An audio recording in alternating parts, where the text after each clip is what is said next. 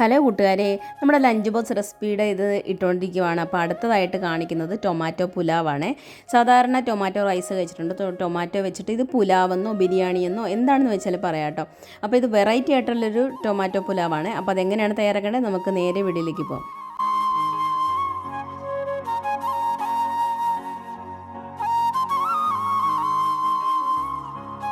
അപ്പം നമുക്ക് തയ്യാറാക്കാനായിട്ട് തുടങ്ങാം. അതിനായിട്ടൊരു പാൻ ചൂടാക്കാൻ വേണ്ടി വെച്ചിട്ടുണ്ട്. അതിലേക്ക് കുരുമുളക്, പട്ട, ഗ്രാമ്പു, ഏലക്ക ഇതെല്ലാം കൂടി ചേർത്ത് കൊടുക്കുന്നുണ്ട് കേട്ടോ. ഒരു ചെറിയ കഷ്ണം ബേ ലീഫിൻ്റെ ഇത് പിച്ചി ചിന്തിയിട്ടിട്ടുണ്ട്.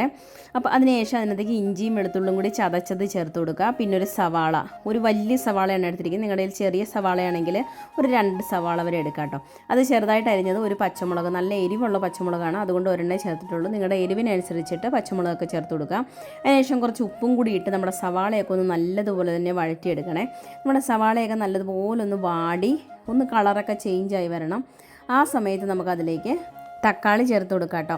തക്കാളി ഇവിടെ ഞാനൊരു 2 വലിയ തക്കാളിയാണ് എടുത്തിരിക്കുന്നത്. ചെറിയ തക്കാളിയാണെങ്കിൽ ഒരു 3-4 തക്കാളി എടുക്കാം. അത് ചെറിയതായിട്ട് അരിഞ്ഞ് വെച്ചിട്ടുണ്ട്. ഒരുപാട് ചെറുതായിട്ടല്ല, എന്നാലും ഒന്ന് നുറുക്കി എടുത്തിട്ടുണ്ട്. അതും കൂടി ഇട്ട് നല്ലതുപോലെ ഒന്ന് വഴറ്റിയെടുക്കണം. വഴറ്റിയെടുത്ത് തക്കാളിക്ക് ഒന്ന് ഇപ്പോൾ ഒരു പാതി വേവാവുന്ന സമയത്ത് നമുക്കതിലേക്ക് കുറച്ച് മഞ്ഞൾപ്പൊടി ചേർത്ത് കൊടുക്കാം. പിന്നെ കുറച്ച് ബിരിയാണി മസാലയാണ് ചേർത്തത്. ബിരിയാണി മസാല ഇല്ലയെന്നുണ്ടെങ്കിൽ ഗരം മസാല ചേർത്ത് കൊടുത്താൽ മതി കേട്ടോ. ഗരം മസാല മാത്രം ചേർത്ത് കൊടുത്താൽ മതി. പിന്നെ കുറച്ച് മഞ്ഞൾപ്പൊടിയും കൂടി ചേർത്ത് കൊടുക്കുന്നുണ്ട്. അതിനുശേഷം അതിനകത്തേക്ക് നമ്മുടെ തക്കാളി ഒന്ന് വെന്തുടയാൻ വേണ്ടി ഒരു 1/2 കപ്പ് വെള്ളം ഒഴിച്ചു കൊടുക്കണേ. വെള്ളം ഒഴിച്ചു കൊടുത്തതിന് ശേഷം നമ്മുടെ തക്കാളിയൊക്കെ ഒന്ന് സ്മാഷായി വരുന്നിടം വരെ ഒന്ന് വേവിച്ചെടുക്കണേ. എന്നിട്ട് അതിനകത്തേക്ക് കുറച്ച് മല്ലിയിലയും പുതിനയിലയും കൂടി ഇട്ട് കൊടുക്കുക. ഞാനിപ്പോൾ ഇവിടെ കുറച്ചേ എടുത്തിട്ടുള്ളൂ. ഒരുപാട് മല്ലിയിലയും പുതിനയിലയും ഒന്നും ചേർത്ത് കൊടുക്കണ്ട, കുറച്ച്. ഇപ്പം ഇതിൻ്റെ ചുവ ഭയങ്കര ഇഷ്ടമുള്ളവരാണെങ്കിൽ അവർ നിങ്ങളുടെ ഇഷ്ടത്തിനനുസരിച്ച് മല്ലിയില ചേർത്ത് കൊടുക്കുക കേട്ടോ.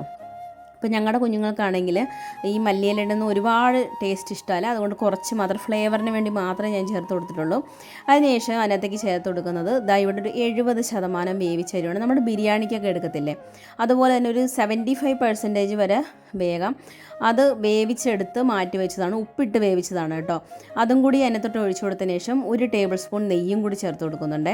അത്രയും കൂടി ചേർത്ത് കൊടുത്തതിന് ശേഷം നല്ലതുപോലെ ഒന്ന് വഴറ്റി നമ്മുടെ തക്കാളിയൊക്കെ ഇട്ട് ഒന്ന് മിക്സ് ചെയ്തെടുക്കാം. മിക്സ് എടുത്തതിന് ശേഷം ഇത് സിമ്മിൽ വെച്ചിട്ട് ഒരു 10 മിനിറ്റത്തേക്ക് ഒന്ന് സിമ്മിൽ വെച്ചിട്ട് എടുത്താൽ മതി. നിങ്ങൾ ഹൈ ഫ്ലെയിമിലൊന്നും വെക്കരുത്, കരിഞ്ഞു പോകും.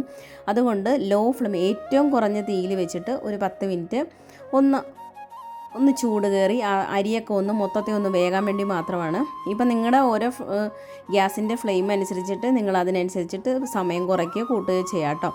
അപ്പോൾ ഇവിടെ നമ്മുടെ അരി ഒന്ന് ഇടയ്ക്കൊന്ന് ഇളക്കിയിട്ട് കൊടുക്കുക. അപ്പം കറക്റ്റായിട്ട് നമുക്ക് വേവൊക്കെ അറിയാൻ പറ്റും. അപ്പോൾ എനിക്കിപ്പോൾ ഇവിടെ ഒരു 10 മിനിറ്റ് ആയപ്പോൾ തന്നെ നമ്മുടെ അരിയൊക്കെ നല്ലതുപോലെ വെന്ത് നമ്മുടെ തക്കാളിയുടെ ഒക്കെ ഒരു ഫ്ലേവർ അതിനകത്തോട്ട് ഇറങ്ങിയിട്ടുണ്ട്. അപ്പോൾ അത്രയേ ഉള്ളൂ. ഇതാണ് എൻ്റെ രീതിയിലുള്ള ടൊമാറ്റോ പുലാവ്. അപ്പോൾ എല്ലാവർക്കും ഇഷ്ടപ്പെട്ടെന്ന് വിചാരിക്കുന്നു. പുതിയൊരു വീഡിയോ ആയിട്ട് വരുന്നവരെ thanks for watching. Thank you. By.